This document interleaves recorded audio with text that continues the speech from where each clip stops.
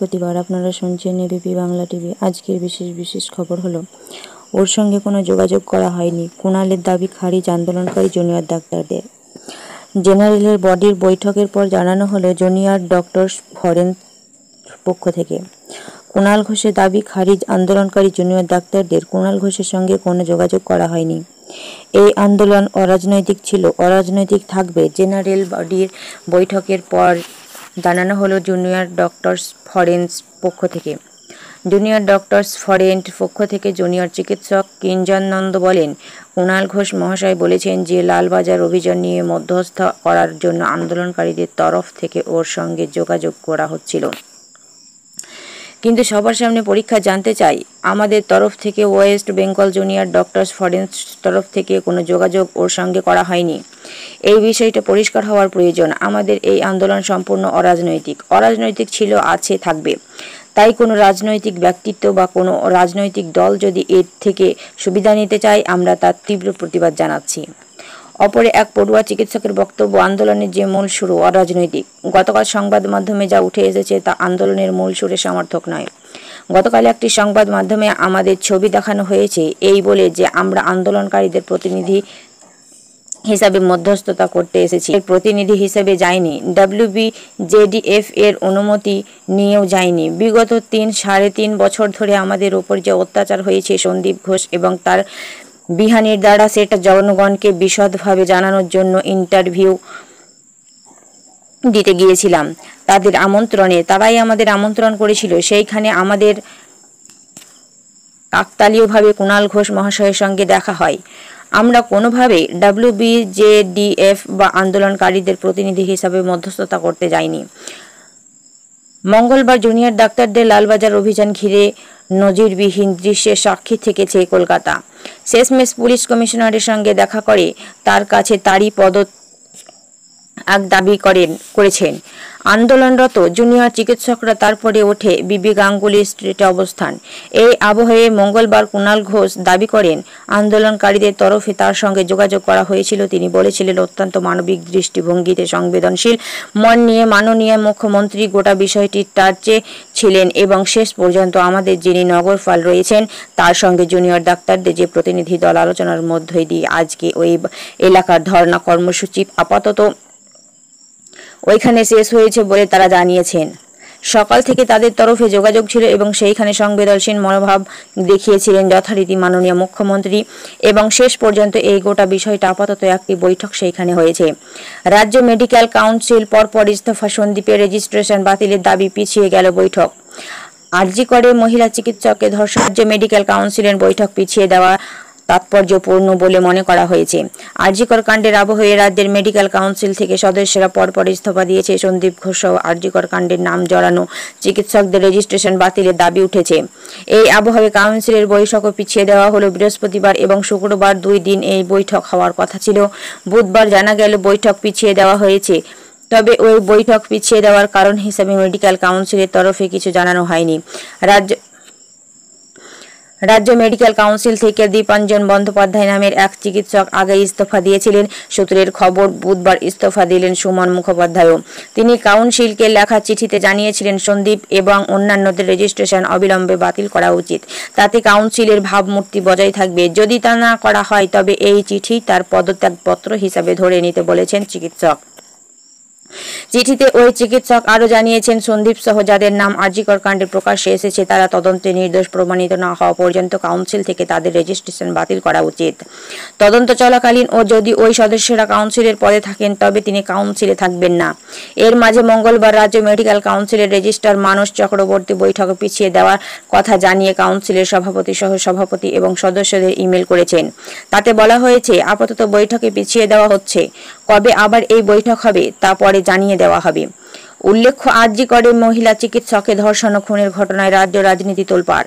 বিচারের দাবিতে পথে নেমেছে নাগরিক সমাজ। রাজনৈতিক প্রভাব দূরে রেখে বিচার এবং নিরাপত্তার দাবিতে চিকিৎসকদের আন্দোলন চলছে। এই পরিস্থিতিতে আরজিকর কাণ্ডের বেশ কয়েকজন চিকিৎসকের নামও জড়িয়েছে। বর্তমান মেডিকেল কলেজের সিনিয়র চিকিৎসক বিরুদ্ধপাক বিশ্বাস, SSKM এর দে সহ একাধিক চিকিৎসকের ভূমিকা নিয়ে প্রশ্ন উঠেছে। অভিযোগ, অভিজ্ঞকে দেখা গিয়েছিল আরজি করের অপরাধস্থলের ভিডিওর এই ছাড়া বিরুদ্ধ পাককে হুমকি দিতে শোনা গিয়েছে বলে অভিযোগ। সরিয়ে কাকদ্বীপে পাঠানো হয়েছে, সেইখানেও তাকে ঘিরে বিক্ষোভ শুরু হয়েছে। এই পরিস্থিতিতে রাজ্য মেডিকেল কাউন্সিলের বৈঠক পিছিয়ে দেওয়ার সিদ্ধান্ত তাৎপর্যপূর্ণ বলে মনে করেছেন অনেকে। কেউ কেউ বলেছেন অভিযুক্ত সিনিয়র চিকিৎসকদের বিরুদ্ধে পদক্ষেপের দাবি উঠতে পারে কাউন্সিলের বৈঠকে, পরে অস্বস্তিকর পরিস্থিতি তৈরি হতে পারে। সেই কারণে বিতর্ক এড়াতে আপাতত বৈঠক না করার সিদ্ধান্ত নিয়েছে কর্তৃপক্ষ। আরজিকর হাসপাতালে গত 9 আগস্ট এক মহিলা চিকিৎসকের দেহ উদ্ধার করা হয়। তাকে ধর্ষণ এবং খুন করা হয়েছে বলে অভিযোগ। এখনো পর্যন্ত এই ঘটনায় একজনকে গ্রেপ্তার করা হয়েছে। কলকাতা পুলিশের হাতে গ্রেপ্তার হয়েছে এক সিভিক ভলান্টিয়ার। আপাতত তিনি জেল হেফাজতে। আদালতের নির্দেশে এই ঘটনা তদন্ত করছে সিবিআই। আজ ফের রাত দখল মিছিল করে এসে নিউ টাউনের বিশ্ব বাংলা গেটে জমায়েত তথ্য প্রযুক্তি কর্মীদের। রাত 9টা থেকে 10টা আলোয় নিভিয়ে প্রতিবাদের আহ্বান জুনিয়র ডাক্তারদের। বুধবার কেমন আবহাওয়া থাকবে রাত দখলের রাতে? আবহাওয়া দফতরের বড় ইঙ্গিত। সেপ্টেম্বরের ফের রাত দখলের ডাক দিয়েছে নাগরিক সমাজ। রাত 9টা থেকে 10টা জুনিয়র ডাক্তারদের ফোরাম থেকে বিশেষ কর্মসূচির ডাক দেওয়া হয়েছে। কিন্তু সকলের সংখ্যা রাত দখলের এই রাতে কেমন থাকবে আবহাওয়া? আবহাওয়া দপ্তর কিন্তু আসার কথাই বলেছেন। খুব হালকা বৃষ্টি হতে পারে বিক্ষিপ্তভাবে 2-1 জেলার কয়েকটি জায়গায়। শুক্র শনি রবি বৃষ্টি বাড়তে পারে দক্ষিণবঙ্গে। উত্তরবঙ্গে আজ ও কাল ভারী বৃষ্টি হতে পারে। বুধবারের পর আবার আবহাওয়া পরিবর্তন হতে পারে দক্ষিণবঙ্গে। এই সপ্তাহের শেষে বৃষ্টি বাড়বে দক্ষিণবঙ্গের জেলাগুলিতে। আজ বৃহস্পতিবার নতুন করে একটি নিম্নচাপ তৈরি হবে পশ্চিম মধ্য এবং উত্তর পশ্চিম বঙ্গোপসাগর এলাকায়। তবে বুধের রাতে দক্ষিণবঙ্গের বৃষ্টির সম্ভাবনা খুব কম। বৃহস্পতিবার বজ্র বিদ্যুৎ সহ বৃষ্টির কিছুটা সম্ভাবনা বাড়বে উত্তর দক্ষিণ 24 পরগনা, পুরুলিয়া, পূর্ব ও পশ্চিম বর্ধমান, বীরভূম, মুর্শিদাবাদ এবং নদিয়া জেলাতে। বুধবার থেকে বৃষ্টি বাড়তে পারে উত্তরবঙ্গে। বুধবার ও বৃহস্পতিবার দার্জিলিং সহ পার্বত্য এলাকায় বেশ কয়েকটি জেলাতে বেশ ভারী বৃষ্টির সম্ভাবনা রয়েছে। বুধবার ভারী বৃষ্টির সম্ভাবনা দার্জিলিং, কালিম্পং, জলপাইগুড়ি, আলিপুরদুয়ার জেলাতে বজ্র বিদ্যুৎ সহ বৃষ্টি হবে। কোচবিহার, মালদা, উত্তর ও দক্ষিণ দিনাজপুর জেলাতে, দার্জিলিং জেলাতে ভারী বৃষ্টির সম্ভাবনা হয়। কলকাতায় ভারী বৃষ্টির সম্ভাবনা শুক্রবারের আগে নেই। আপাতত ভাদ্র মাসে চড়া রোদ ও সঙ্গে আর্দ্রতা অস্তিত্ব বাড়বে। ময়ূরাক্ষ ঠাকুর চক্রবর্তী বেলঘড়িয়া আরজিকর কাণ্ডের তোলপাড়ের মধ্যে বেলঘড়িয়ার কিশোরীকে কোপ করায় থাপ্পড়, প্রতিহিংসায় একের পর এক কোপ। দিনের আলোয় প্রকাশ্য রাস্তায় কিশোরীকে একের পর এক কোপ মারা হয়েছে। বেলঘড়িয়া থানার এলাকায় প্রফুল্লনগরের ঘটনার শোরগোল পড়ে গিয়েছে। অভিযুক্তকে ধরে মারধর করেন স্নাতক অবস্থায় হাসপাতালে ভর্তি করা হয়েছে ওই কিশোরীকে। আহত অভিযুক্ত কিশোরও হাসপাতালে ভর্তি। ঘটনার সময়কাল হাড় হিম করা একটি ভাইরাল ভিডিও সামনে এসেছে। পুলিশের তরফে বলা হয়েছে ঘটনাস্থল বেলঘড়িয়ার এক্সপ্রেসওয়ে সংলগ্ন প্রফুল্লনগর এলাকাটি বেলঘড়িয়া থানা এবং বরানগর বিধানসভা এলাকার মধ্যে পড়ে। মূলত গোটা ঘটনাটি এক কিশোর ও কিশোরীকে একটি ইস্যু নিয়ে বচসাকে কেন্দ্র করে। অভিযোগ কিশোরী ও ওই কিশোরকে সপাটে থাপ্পড় মারে। পুলিশ অধিকারীরা দাবি করেছেন থাপ্পড় কেন কিশোরী মেরেছিল সেই রাগে ধারালো অস্ত্র নিয়ে তার ওপর বেপরোয়া আক্রমণ চালায় কিশোর। প্রকাশ্য দিবালোকে রাস্তার ওপর ধারালো অস্ত্র দিয়ে শরীরের বিভিন্ন জায়গায় আঘাত করা হয়। রক্তাক্ত অবস্থায় রাস্তায় বসে পড়ে কিশোরী। তার শরীরে বহু আঘাতের চিহ্ন রয়েছে। এই মুহূর্তে বাইপাসের ধারে একটি বেসরকারি হাসপাতালে ওই কিশোরী চিকিৎসাধীন। তার অবস্থা আশঙ্কাজনক। তার অস্ত্রোপচার চলেছে বলে জানিয়েছেন পুলিশ অধিকারীরা। অন্যদিকে ঘটনার পর অভিযুক্ত কিশোরকে মারধর করেন স্থানীয় লোকজন। মারধরে জখম হয় সেই কিশোরও।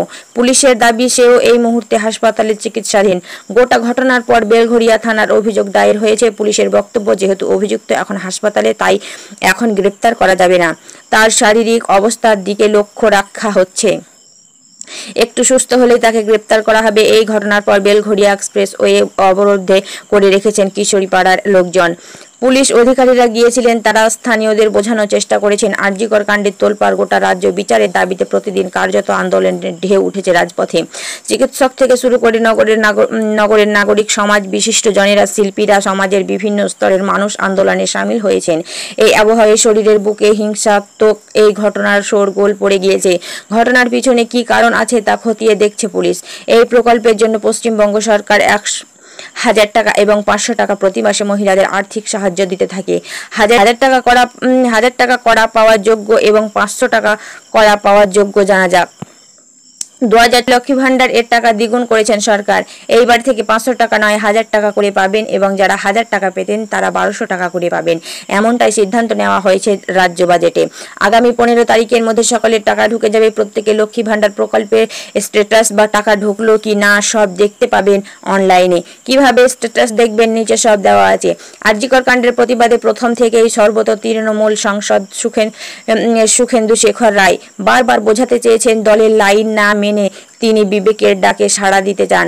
মেয়েদের রাত দখলকে আগের সমর্থন জানিয়েছিলেন, এইবার রাত দখলের পাশাপাশি মানুষের সাংবিধানিক অধিকার দখলের কথাও বলতে তিনি বুধবার রাতে ঘরের আলো নিভিয়ে দ্বীপ জ্বালানোর ডাক দিয়েছে আন্দোলনরত জুনিয়র চিকিৎসকদের। পাশাপাশি অনেকেই বুধবার রাতেও পথের দখল নিতে চান।